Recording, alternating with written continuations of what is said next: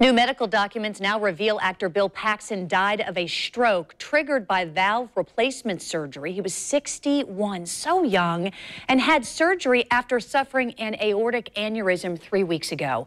Paxton was known for starring roles in Aliens, Titanic, The Terminator. Joining us now this morning is cardiologist Dr. Pamela Rama with Baptist Heart Specialist. Good morning to you. Good morning. I remember watching this over the weekend and seeing that he had died. It was actually during the right before the Oscars, and I thought, just a tragedy. I've been watching him with my children who love the Shields, series that they have, and I just can't believe it. And then hearing that he had an aortic aneurysm, it reminded me of John Ritter, because John Ritter died of aortic dissection. Is that the same thing? Absolutely, yes. So the dissection is the consequence of having an aneurysm.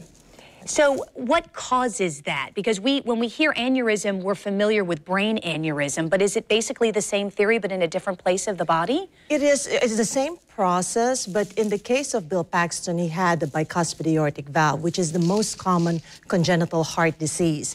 And in 70% of cases with this valve problem, they develop aortic aneurysms, which is basically a bulging of his aorta.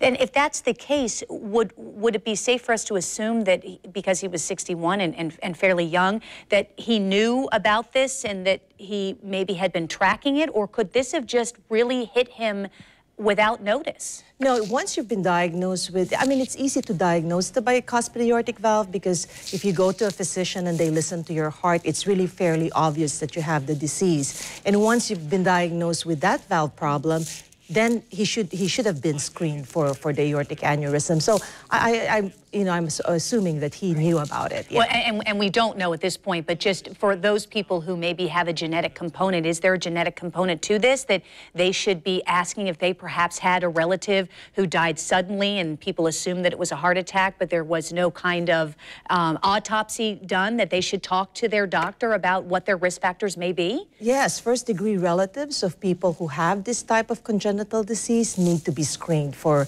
both the valve problem and the aortic problem.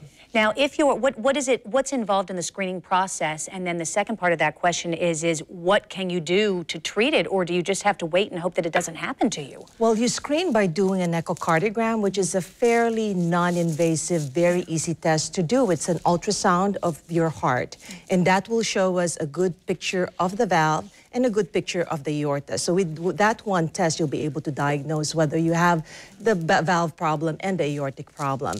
And unfortunately, it's a mechanical problem, so there are no medications that you can really take to prevent this from happening, and it is progressive. So once you have the beginning of symptoms or narrowing of that valve, it tends to progress over time.